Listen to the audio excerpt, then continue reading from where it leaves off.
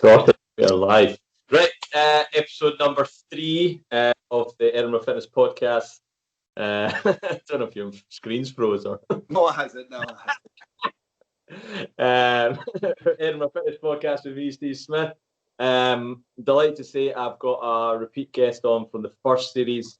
Again, one of the guests that I got a lot of feedback from, so I thought it was only good to get him back on. Mike Webb, how are we doing? How we doing, guys? Yeah, I'm good, thanks, mate. How are you? All good?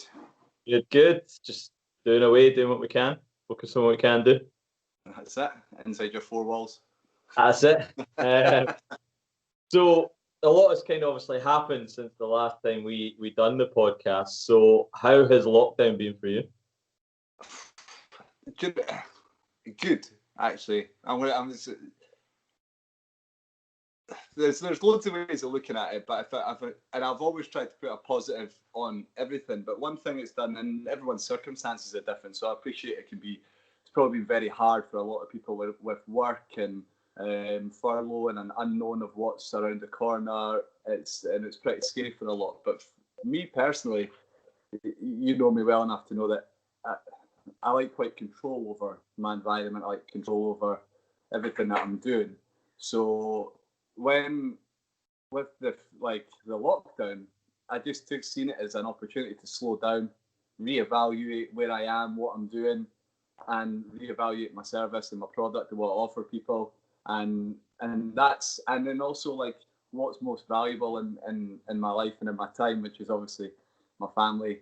So, and I've just got to spend the last 5 months like just really zoning in on those things, so that I can make sure that those are all a priority going forward, that I'm not going to get distracted by chasing something that isn't there or going forward. So that's what lockdown's kind of done for me. And so if anything, I've kind of feel like I've came out in a better headspace than I was when I went into it. And it's something that I've kind of worked a lot with clients on, is trying to find that same common ground of like, what can you control? We just spoke about it there. What can you control? What can you action? What can you change? And just start working towards it. Not had anything else to distract us. Yeah, well, Lewis was on last week for Pursuit Fitness, and again, being a dad in that as well, he just says this has given a real opportunity to really focus on that balance in life, and like you say, understanding what's important to you. Because a lot of the time, especially guys, we say like, oh, our family's the most important thing to us, and then we just spend so much time away from them or apart from them or with them and stuff like that. And like you say, my kind of relationship with Madeline's definitely improved from giving her quality time as opposed to just being in the same room as her kind of thing. So yeah. It's that action point. It's the spoken word versus action, which are two very different things. And I think when you've got a kid and you know that they're always being prioritised, and especially like yourself and your little one, I see that you're prioritising Madeline and you're taking action on all those things, and that's great to see. But like you said, it's easy to say it, but it's not as hard to do it, and that goes across board, not just about being a dad, but it's about everything really, isn't it? It's like what we're about to start chatting about is taking some action on what we know we need to do. So yeah. Exactly. And obviously, with your role as a trainer, and you were heavily based at the gym, your whole world kind of flipped when lockdown happened and that. So what's your kind of whole thoughts on the gyms closing, reopening, all that kind of stuff? I've been around a little bit, so Sure. yeah, very much. I was like, I look good for 70. Do you know what? It's very, very difficult because gyms are great environments for culture and friendship and meeting people and people achieving their goals and promoting health. On the flip side, they're just as bad for issues with body dysmorphia, diet cultures, drugs, you name it, it's in a gym. So on a culture side, there's good and bad. From a health point of view, of people saying that the gyms need to be reopened earlier, and could they choose pubs? There's a million reasons why. And I think the biggest thing is that, and it's something I've now realised as well, is that when you look at it, you can get healthy and fit and strong and do everything you can do without a commercial gym. It's just that you have to reprioritize your goals and how you're going to achieve those things. That being said, I still miss them. I still think they should be open, and I look forward to them reopening. But I don't grudge the decision to not open them yet on the grounds of safety. But from my work point of view, the service doesn't change. Like from a personal trainer's point of view, I don't understand what the difference is between them being in a gym or being in their home or being in a park or being in, do you know what I mean, a garage or being it doesn't really make much difference. The service should still be exactly that. They've got a goal to achieve. You help them through the hurdles that are set in front of them, and then you navigate through life's problems while they're achieving their goals. That's what a personal trainer does. So this whole situation is just another hurdle that's been placed in front of your clients that you need to help them navigate through. And that's all I've really tried to do since the gym's closed. So if you think about it like that, it's actually not been that hard a job to try and achieve.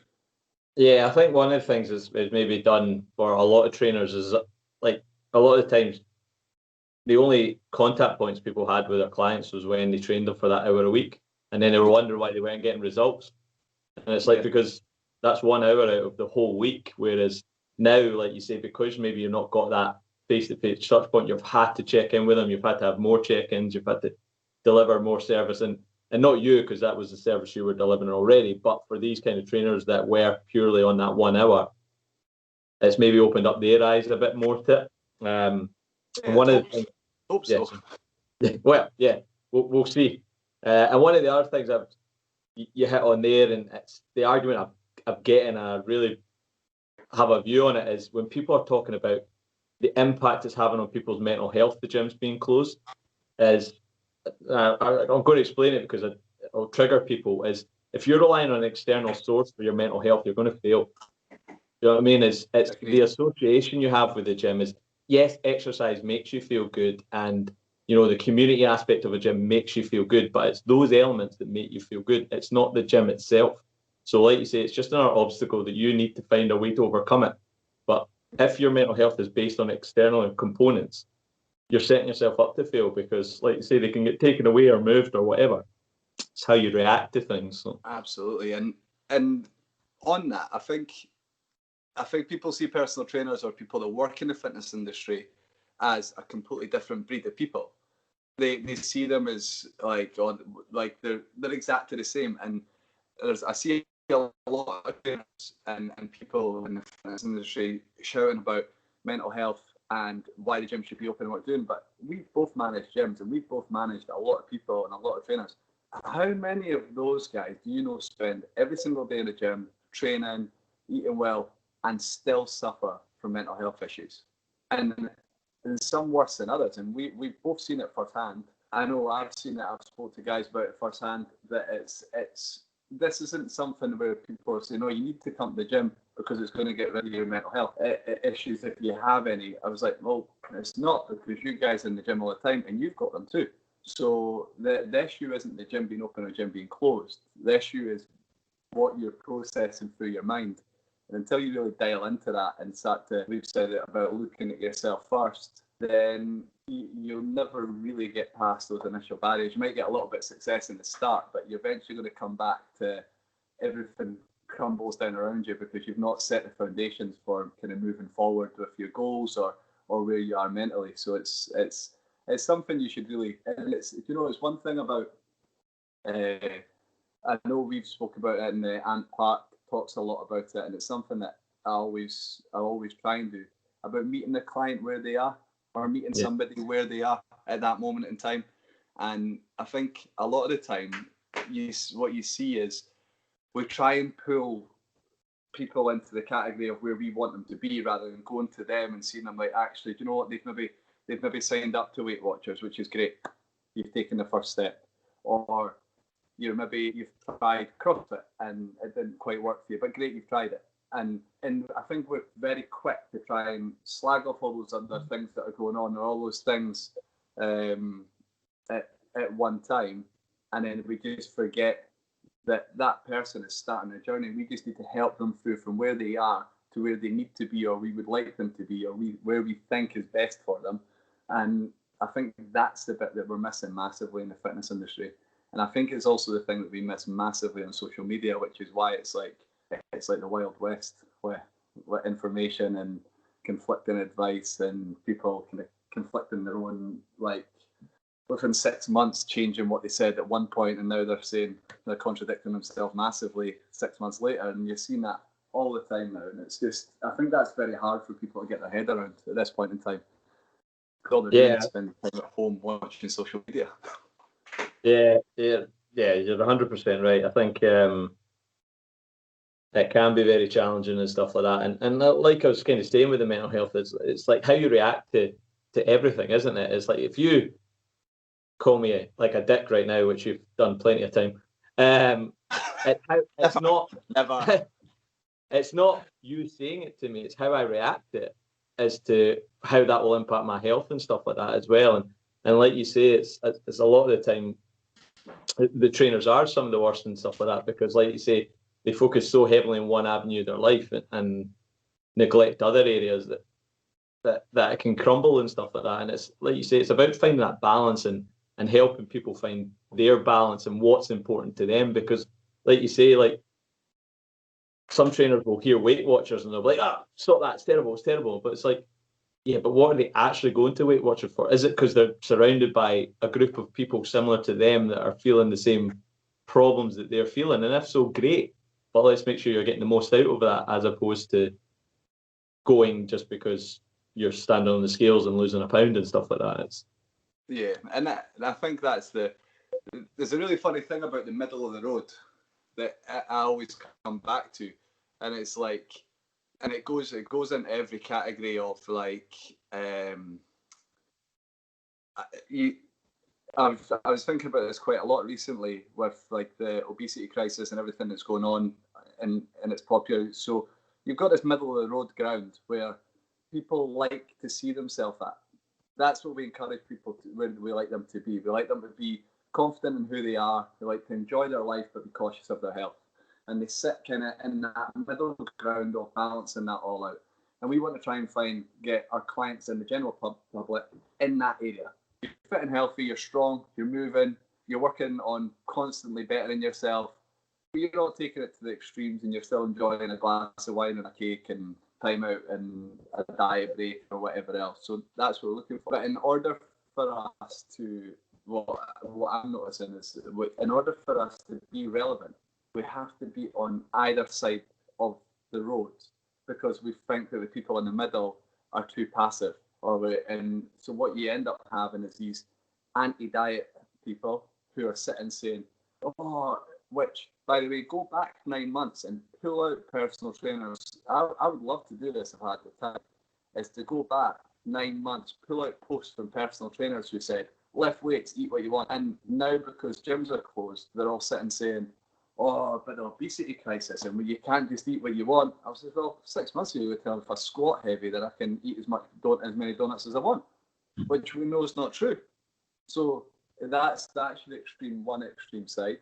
And then you've got your other side, which are the extreme calorie people who are going, you don't weigh every grain of rice, then you're going to die. It's like this. There's to be relevant or to catch people's attention, you have to sit on either side of the road. And for guys who I like to see myself as somebody that sits in the middle, who sits and goes, you don't need to do either of those things. This is kind of what you need to do to improve your health, and consistently, forever. We've kind of forgotten about in a long term, because we're not relevant, because we're not being controversial, or we're not protesting over something. It's in the fitness industry, it's a pretty weird place to be just now. Yeah, I wrote an email to my clients the other day saying basically the headline of it was, I understand why you're confused. And it was like you say, it's like they're getting all this contradicting information. But then I kind of flipped it and I says, a lot of the time though, I don't blame the trainer as well, because like you say, the trainer could say balance and all that, but nobody will be interested. The market wants to hear get quick fix, get like fit quick, get shredded, blah, blah, blah, blah, blah. And then it just ends on this vicious cycle of what the consumer's wanting, what you're marketing, and then it's putting them in this bad spiral of they then do it, they then get out of shape, feel awful about it, then they look for the next one, and they never get that balance. Whereas if people, like you say, listen to that correct message of it's about finding that balance and finding what worked for you, and understanding that it's fitness into your lifestyle, it's not lifestyle into your fitness plan, that's when they'll win, and that's when they'll do it long term. Because yes, I kind of agree with, we spoke about this before, we kind of agree with MyFitnessPal, but it's like you say, you use it as an educational tool. You don't use it, because who's going to be using MyFitnessPal in 60 years? Like when you're 65 years old, do you still want to be weighing out your food? But you want to be understanding it so you can eyeball it yourself. So. Yeah, and well, that's the thing. It's like the extremes, isn't it? It's like everything is the extreme. It's the extreme relevant, and I think people forget that we kind of look at certain things on social media or in gyms and things, and we assume that like, oh, that's what healthy is meant to look like. And I'm like, well, actually, that isn't healthy, because I could tell you what I see behind closed doors, what I see on a daily basis of that person that you believe to be like fit and strong and everything else. And I go, well, actually, there's other things going on there that you need to know about. And I think when you really look into it, it's quite a difficult thing, because you're trying to educate people on loads of different subjects, but the reality is that, and you remember, this has been going on a while. If you go back to like the mannequin, remember the Nike mannequin? Oh, they did a plus size mannequin, and everyone was like, "Oh, it's amazing! There's a plus size mannequin." And I was like, "Well, actually, the plus size mannequin was size 16 clothes, and as far as I'm concerned, Nike have always done that size of clothes. There's always been there. It's just that now there's a mannequin showing it, and the mannequin that they were showing also was of perfect health. Like, it had a really good waist to hip ratio, like thick ankles, thick knees. That was their bone density. That was how they looked. So they were perfectly healthy in that category. So that was like, is that a good reflection of somebody that's needed to lose some weight? Probably not. So it's like there's loads of little things where we need to be careful of what's being marketed to us, and how it's kind of getting to us. And are they using it to try to get our attention, and is it relevant to me? And that's where people need to be really careful about what it is that they're buying, and or watching, or following, what advice they're following. So it's a strange. There's no regulation though. That's the other issue. So yeah, you've said this. About this for ages. Just so some folk might not know what you're meaning there, so just give a quick explanation. So there's no regulation. So you go on a personal trainer qualification, hopefully, but it's not regulated. So you can PT somebody right now and they're not insured, or we wouldn't know any different. What happens typically is somebody would go onto a course, they do their qualification, and they've never been in the gym before in their life. They've never worked with a single person ever in their life. And then they're qualified within 6 weeks, which is fine. Like, it's the starting point of your career.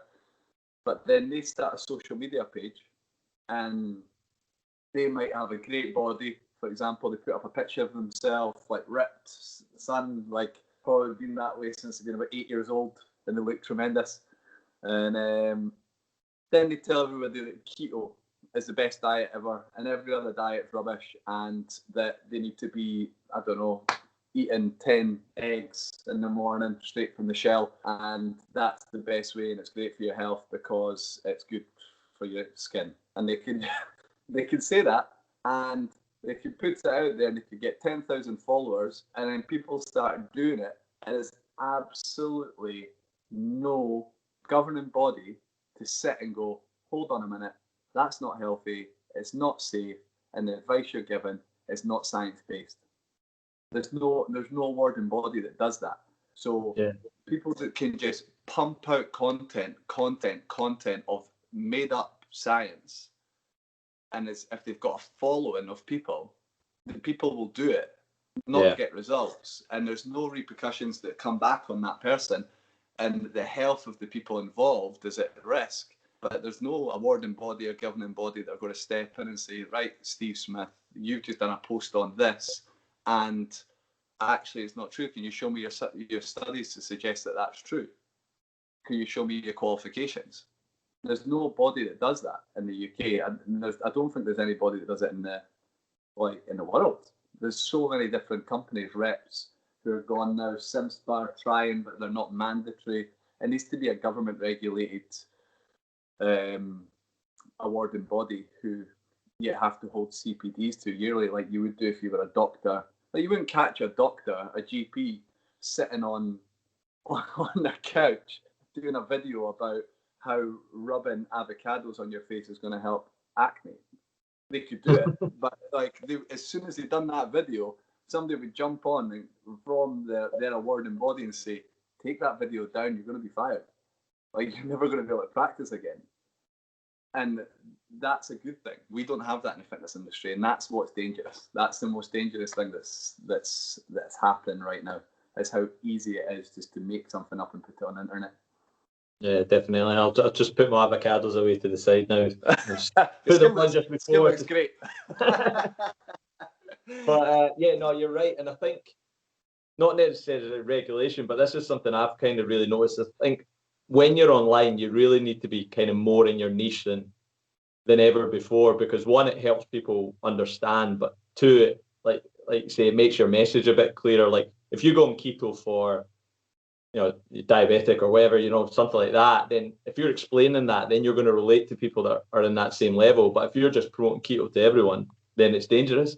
And it's different when you're one-to-one PT, I think, because your personality will come across and you can attract different people. But online, like you say, you are a fitness professional. So the more you can clarify your niche to people, then the more that person that's reading your message can go, well, that's not for me. I'll just scroll past it. Or they'll go, actually, yeah, like I know you deal with parents and stuff like that. The message you're putting out there is to show that you can relate to the parents and feel the pain they're feeling. And that's why you're telling them this might work for them, as opposed to saying, you're tired. It's all about balance to a 21-year-old guy that's just caring about getting jacked in the gym. So I think niche is more important than ever. So it is. It's who you can work with best, and being confident that you can help those people. And I think that takes a little bit of time. So I do feel sorry for a lot of people that are. I actually feel sorry for people that are looking for personal trainers who are like navigating through millions of different people, contacts, information, and don't really know what suits them. And also feel sorry for a lot of new personal trainers who are just getting started, who are kind of trying to find their feet on what their niche actually is.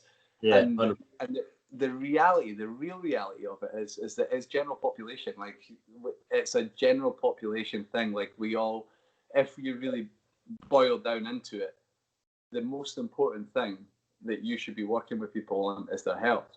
It's health first. So every single thing that you do should be to try and promote the better health of your client. And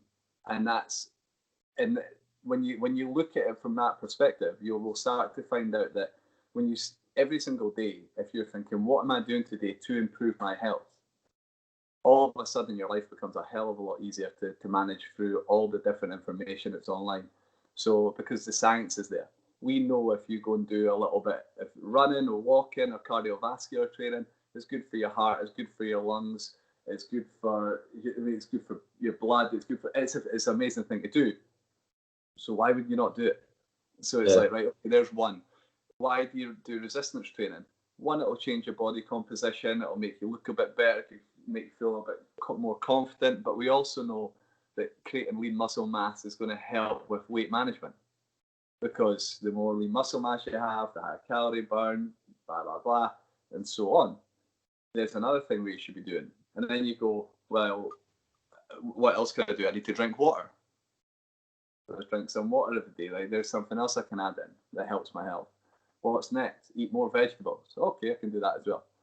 And then the next thing is what my sources of food are. And then once you've got that nice balance of, and some people go, that's a lot. And I go, well, not actually, because you could do half an hour of weight training, and a 15-minute walk and do that 4 times a week.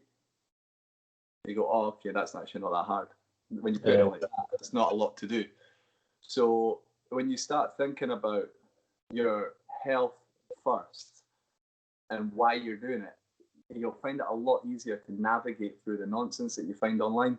So, and that's what you should be looking for, is look for people that are prioritizing your health, and don't be mistaken for people that specialize in performance.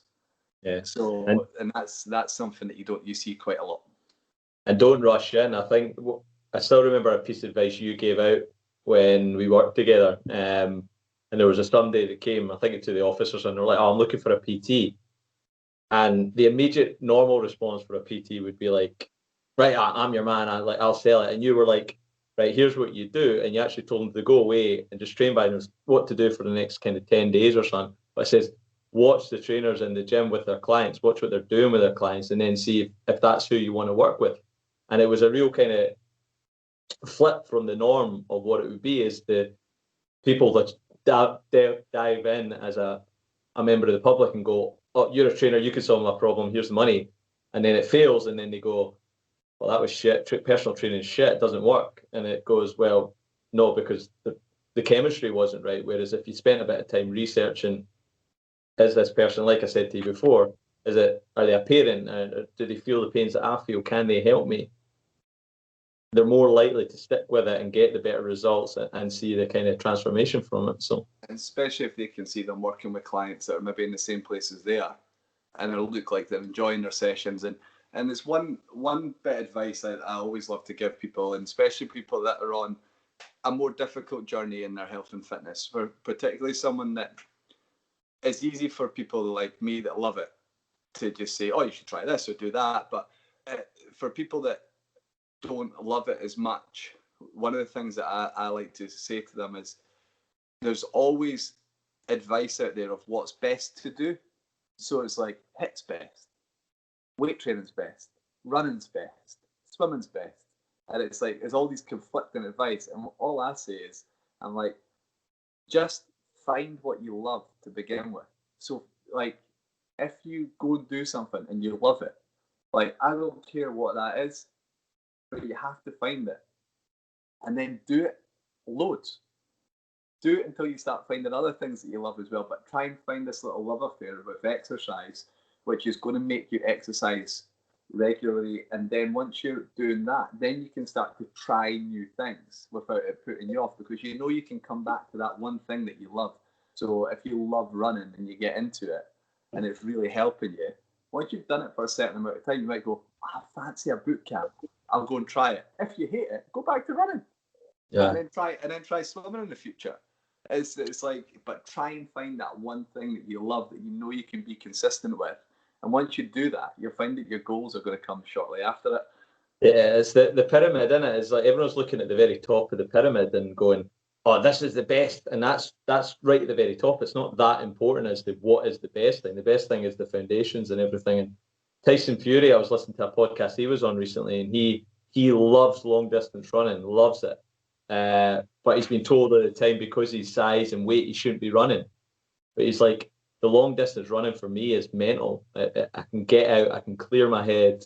So it's like, so why would you take that away from something that he loves doing, that works for him, because of this? It's like, as long as he understands how to recover and get the best out of his running, that he's not injuring himself or anything like that, then focus on that. Don't focus on, well, this is the best for your body type or this and that. It's like, do what you want to do, because then that way you're going to keep doing it. So yeah, and navigate through the hurdles as they come, which is again what I said right at the start, is if I've got a client that loves long distance running, but I know that she's going to benefit from weight training to help her, but she doesn't really particularly like it, I have to navigate through that hurdle with her to try and find a way of getting this new system into her training, because it's going to benefit her.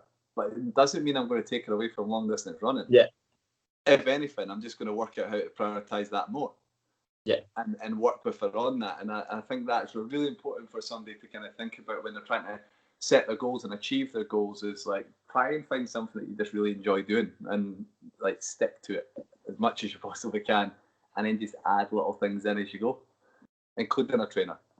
Yeah. So you've kind of we're kind of spoke about it anyway, but obviously, again, one of the arguments is the obesity crisis has boomed because of lockdown and all this stuff. Well, we know that's not true, but what is really causing the obesity crisis in your eyes? Like, what kind of things that cause it, and how can we go about trying to fix it? Eating too much. Oh. Done. Next question. No, I know you're on a timeline here, Mike. edit that out. Edit that out. The thing is with the obesity crisis is there's reasons for obesity all the way from childhood to adult, and it isn't just simply eating too much. Sometimes it can be medical. Sometimes it can be physical, like they maybe physically can't move as much as they should, and there's certain things that are causing it, but you can't pinpoint it down to one thing. There isn't one thing that pinpoints it, and you see lots of blame culture. You see loads of things where people are blaming convenience food and blaming fast food restaurants and blaming the gyms being closed and I'm going, well, hold on a minute, like obesity has been around a long time before any of these things popped up more. It's a disease that's getting progressively worse. So if it's getting worse, then that's because the next generation of people coming in, as in children, are coming in, and they're not getting the education point of what they need to know in order to prevent these things from happening. And that's, if you're looking at it from that point of view, you need to go back to the foundations of education and understand that, right, what can we teach our kids at school that's going to make sure that in the long term they understand how to stay healthy, how to stay a good weight, how to cook properly, how they can do it on a good budget. And we go back into our school systems and go, well, actually, there's a couple of subjects that we can do to help promote good mental health, good physical health, and good weight management. And it is simply an education thing that to be addressed from a young age. And I think that's where we are right now. I think we are probably at a generation of where there was an obesity crisis coming in, and then it's just knocked on to the next generation and the next generation, and so on and so on. And that generation are now growing up into an age where they've always just kind of felt like this is a problem when it hasn't always been a case. And you can see that from pictures from like the 60s. If you look at a beach, they were all thin, looked healthy, and now it's a very different picture altogether. And I do think it is just an education thing. It's something that we can help with, getting our kids more active, teaching them about healthy food, and teaching them how to cook. And I honestly think that would be, it might take 10 years. It might just tell us till we start seeing the change in numbers. But that is the long game we're going to have to play now, because the damage is done. So it's going to have to be something that we implement from our schools. On that as well, you have to look at things like what we're trying to get our kids to do with competition as well. Because what we do with competition is we make it, again, almost non-rewarding at times now, where we're saying to people, like, it's just take part, it doesn't matter if you win or lose. And I'm like, well, actually, there should be real pride in winning, and we should really lift our winners up and tell them that they've done amazing and incredible. But we should also teach the children to accept defeat to a certain point where they understand it and they can navigate through defeat and what that feels like. But most importantly, what they have to do to get to the top of the ladder, which is work hard and learn and train and practice and go again. And in order to do that, we need to really bring back that ethos of who's the best. Like, let's run and race, and who's the winner, who's the loser, and what do you need to do to win from this point on? Like, you need to go and work hard, you need to train hard. And that's, and any top footballers, boxers, anyone has that mental attitude of, I wasn't on the top, so I've had to work harder than everyone else. I have to look at my nutrition, I need to look at my diet, I need to look at what training I'm doing, and then they work towards this final goal. And it's no different than the general population, is that we then have to teach them, like, about the want and desire to be better. And And I I think, I honestly think that would make a huge difference. yeah, I think that probably comes back from like we try and protect our kids, don't we? Which is rightfully so, but we've almost protected them so much now that we'll stop them from, like you say, competing because we don't want them to like feel it. But it's like that's just part of life. It's kind of the human survival, isn't it? It was, when you were a caveman, if you didn't go out and get food, you didn't survive, kind of thing. But now we're like, well, we can see this danger ahead, so we're just going to protect our kids. And the thing you said earlier, I agree with as well, is that kind of blame culture. Is Tony Robbins says it is like we love saying blame and having these kind of things because it keeps us safe. It keeps us inside our little world. Is when we can blame something externally as that's the problem, that's the problem, that's the problem. It keeps us safe, and a lot of the time we're so safe in that little bubble that we're going nowhere. Yeah. And like you say, that's just when things get worse and worse. So I definitely think you're right, because I mean, my sister's a teacher and she was telling me like home economics is like a subject that's pretty much dropped now because some schools can't like afford it. And you're like, but you've got to teach your kids the value of food and cooking and making things from scratch, as opposed to just phoning up Uber Eats every 2 days and stuff like that, because they need to understand what they're consuming and stuff like that. So and the value of waste. yeah, Like we're on this eco-friendly thing where everyone's trying their best to save the planet, which is the right thing to do. When you start cooking and understand like what waste and what you can do with that waste and how you can recycle it and what things you can make from all, it's like it is so important that we get that back in schools and start teaching people how to cook properly from scratch. It would make the biggest difference. I'm a firm believer in it. I've spoken to teachers myself about it, and I've said that it was a subject at school that I looked over, that I wasn't that interested in. But again, it wasn't made as a compulsory component in my school, that there wasn't enough emphasis on it to be important. So it's something that we could go back and then people could stop blame. Yeah. Because they've got the tools to move past blaming something else, because they know how to cook. Like they know how to cook on a budget, and that's another big thing you see coming up is like, oh, it's too expensive. I was like, you've been marketed to by a massive corporation to be told that eating convenience food is the best thing for you. That's been marketed to you constantly in your head. Like, oh, drive through, pick up this. Oh, come through, get this, it's only this many calories. You've been told those things constantly. Now you believe that that's the easiest option for you, rather than you going into Tesco and buying some fresh ingredients and cooking it, and then boom, it's cheaper and it's healthier, but you've had a choice to make. Yeah, that's quite funny because it's true, because my sister-in-law loves a Starbucks coffee in the morning, and she said she drove up to the Livingston one and the queue for the drive-through was like 10 cars back. So she thought, screw this, I'm just going to get out, go inside. Went inside, there was not a single person in the queue. She got served.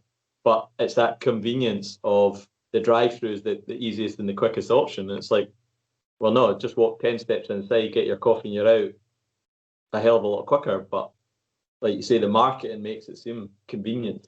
But on the obesity crisis, the convenience is something that's caused that ripple effect across so many different things, because we now expect our food to come in 5 minutes. We now expect to get something delivered to our door straight away. We have been told that we can get our results in 6 weeks. And everything's got this really short time frame. But the problem that we're trying to fix is much, much bigger than the time frame that we're allocating to it.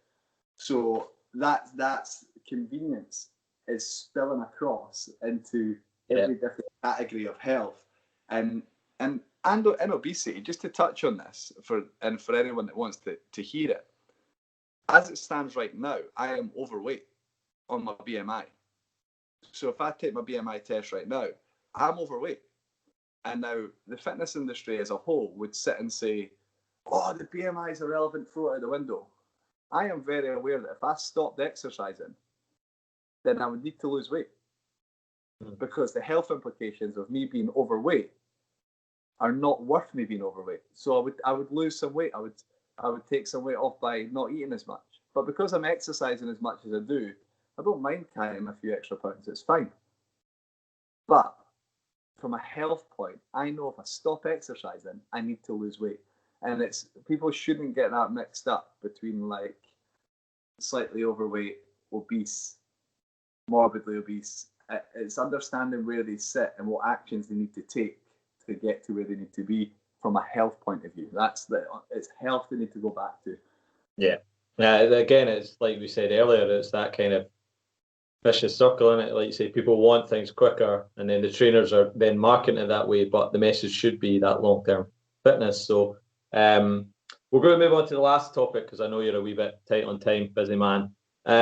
So probably what's happening now based on this whole lockdown is there seems to be this divide now war between gyms and pubs and stuff like that, which is mental, but it's the world we live in. So the lifestyle with alcohol and all that kind of stuff, where does alcohol fit into folks' lifestyle and the obesity crisis, all this kind of stuff?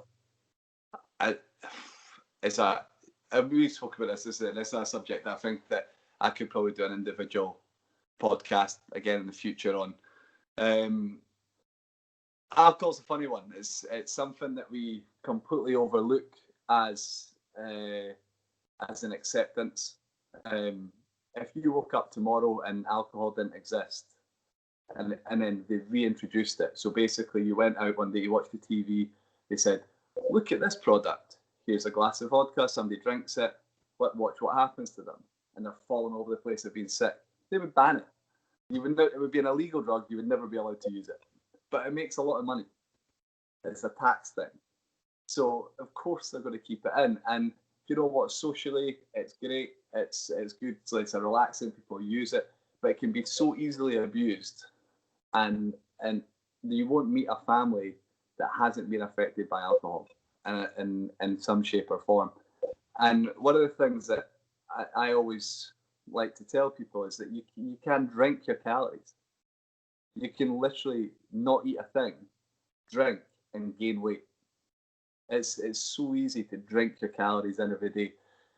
The repercussions of excessive drinking are so significant that people are unaware of it because culturally we allow it to happen as a fun thing, and we also have a huge culture of like bully boy tactics where if you're on a night out and maybe you're on a weight loss journey and you're trying to lose weight, so you're being cautious of how much you drink and you're drinking certain calories, then the first thing people will say to you is, "Why are you not drinking? Oh, you're boring. You shouldn't be doing that." I was like, and it's that mindset that's pushed onto you starts to make you feel like you should be doing it because the culture, and that's something that's massive in Britain. And a period of sobriety for me. So I had a bit of a shaky moment when I was in my early 20s where I realised that I never had very much and no qualifications or anything, and I thought I need to really get my head down into working and trying to build my CV up. So I stopped drinking because I wanted to work the weekends and I wanted to make some extra money and study and everything else, and I'd done it. And I remember so vividly the things that people said to me. "Oh, he's boring. Oh, he just wants to sit in with Joe all the time and he doesn't want to come out, and oh, is this." The reality was I didn't have enough money. And another thing was that I just didn't want to drink because I was on this kind of mission to set myself up to be a bit more successful. And then not that long after that, and something is that my dad passed away, and he drank his whole life. He was what I would say a functioning alcoholic. So I had never seen him drunk my whole life, but alcohol killed him. He went to work every single day. Never seen him in a pub. Like, he just didn't do it. He was just. But every night he'd come home, he'd have a wee drink after work. He wasn't overweight particularly, and then over a long period of time, eventually that caught up on him, made him unhealthy. His weight started to change. His eating habits started to change for the worse, and then eventually he passed away. And it isn't something I've openly spoke about with anybody, but it's something that's quite it's quite close to me in one sense, because I've seen firsthand, like me and my dad had the best relationship, and I could never ask for a better one. But I wish he was here. I still wish he was here. And if he could just had control over this substance, then it would have made such a massive difference to his length of his life and what he's seen me achieve in my life and meeting Marley.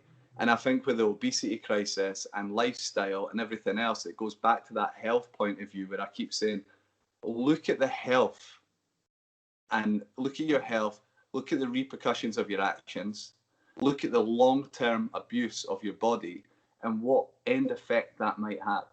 And although it isn't an obesity issue that happened with me and my family, it was an alcohol thing that eventually caught up with him.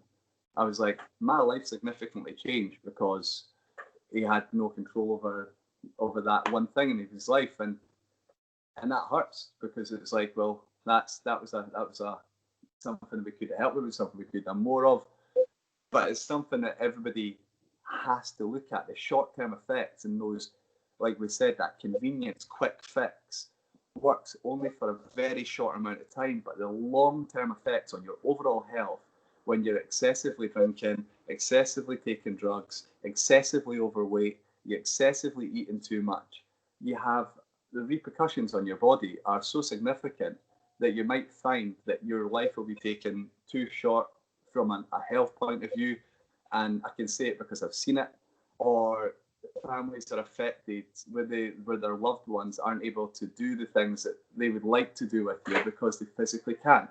And that's a really shame for people to get to, when there's a simple solution of just getting some good solid advice foundation and starting to navigate through some of that rubbish, which a lot of the trainers which you've mentioned, which you've had on your podcast, can really help people do.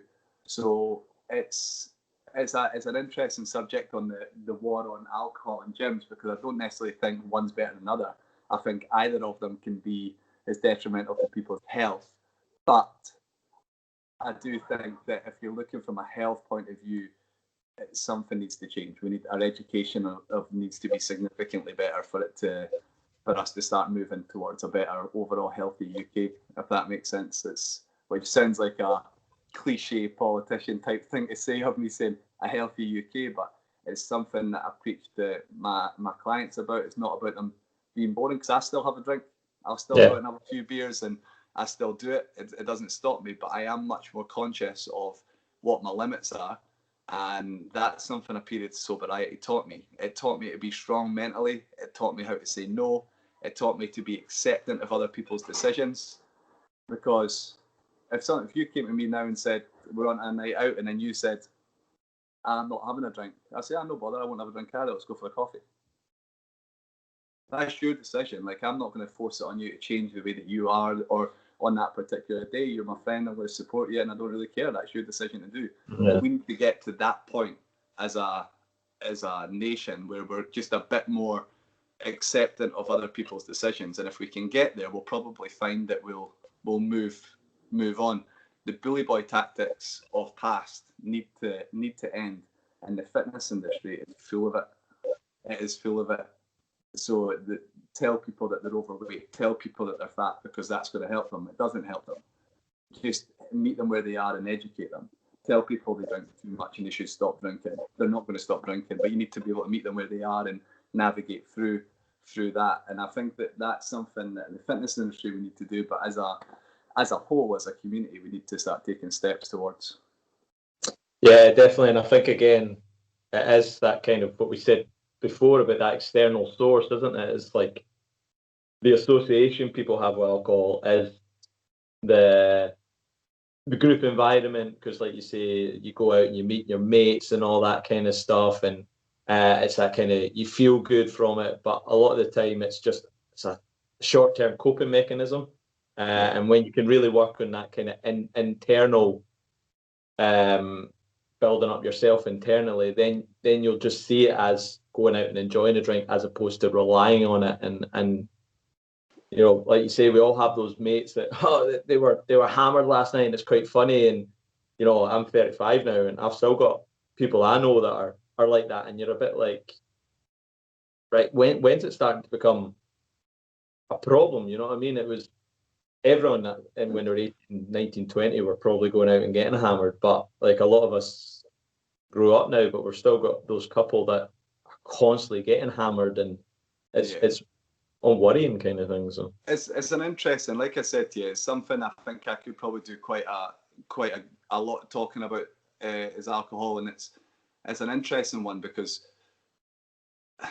alcohol abuse or a problem to one person is different than somebody else, and that's something that you really need to dig into yourself to try and find out where you are.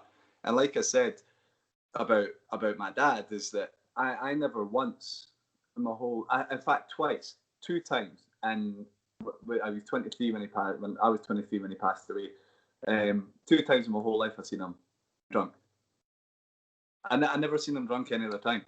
So the association of what people see as an alcohol problem is, oh, they might be drunk or falling about, they're going to get an absolute steaming at the weekend, or because they go to the gym, I don't have an alcohol problem, and they have all these different things. And they might not, but it's hard to kind of pinpoint, well, what is a problem, like you said, like where is the line? And that's only something that you can look at from yourself. To me, it's a dependency. Yeah. When you become dependent on it as a coping mechanism, there's a problem. And when it's something that's detrimental to your health long term, that's something you really need to address. If your coping mechanism is running, long term it's not going to cause you as much effect as what alcohol is. So it's like I'd be going, that's a great coping mechanism I have, is to be able to go out for a run and feel a bit better. But to go and sink half a bottle of vodka and 10 pints, it isn't long term. It's not going to end well, and it's just something that people should be really aware of. And it's something I'm quite open to sit and say, like, again, I know what it looks like, I know what it feels like, and it's something that I'm always open to chat to somebody about. And it's something I really respect. When people go through a period of sobriety, or even like a month or 2 months, and they just openly talk about the fact that they're not doing it, I love it, because it really allows somebody to have a really clear mind to start thinking about where they are at that moment in time, their social circles, what they're accepting of, what their boundaries are in a social circle. Like when you're out, I'm the same. You'll notice yourself. At 8 o'clock in the morning, I'll walk in and I'll meet you. I would be the exact same at 12 o'clock at night when you meet me. I'm just the same idiot at that time in the morning as I am at night. And that was one thing that I realised when I wasn't drinking, is that actually play some music and I'll dance. And I'm like that all the time, and I don't need to drink to get me through. And it's just a funny little thing where there'll be loads of people triggered off the back of what we're saying just now on it. But I'm open to the discussion. I was like, it comes from first hand seeing it. So I would like to hear people's opinion on it. I want to hear what they say about alcohol. I want to understand their issues with it and help them navigate. And if it's something that's of interest, then we'll talk about it again. We'll come back on. We'll do it. Yeah, definitely. I think the topics we discussed could, like you say, could always be podcasting themselves. So, but we'll wrap up there because, like I say, I know you're a busy man. So, what's the future holds for Mike Webb Personal Training? We don't know. No, all good. I've partnered up with the guys from Wolfpack who are doing some pretty cool stuff in kickboxing. You know, I love my martial arts, so I'm going to be running my PT business from there. But actually, I'm now mobile. I'm taking a gym. I've bought the best part of a gym. I take it to people's houses. I'm training people in their gardens, which is brilliant because I get to see them in their home environment. I have kids. They bring their kids with them. They train with their families, and that's really important. That I think that parents see their kids exercising. They show that they're invested in their own health, and that they're invested in how what they're doing to improve. It's good that kids see that, and I think I'll keep the mobile up. I'm out in the park doing bits and bobs. I've got the gym, and to be honest, I'm just prioritising my clients. So as long as my clients are happy and achieving their goals, that's all I can care about. It doesn't matter to me if it's 3 foot of snow and they want to train outside, I'm training outside with them. If it's pouring in the rain, I'm training outside with them. If they want to train in their garage, we'll train in their garage. It's either way, I'll just be helping my clients along the way as I always do, and then we'll just take it from there. Nice one, man. Nice man. Right, guys, that's the end of episode 3. Again, thanks, Mike, for coming on. Hope you enjoyed the podcast. You need to go and work out. See you soon, guys.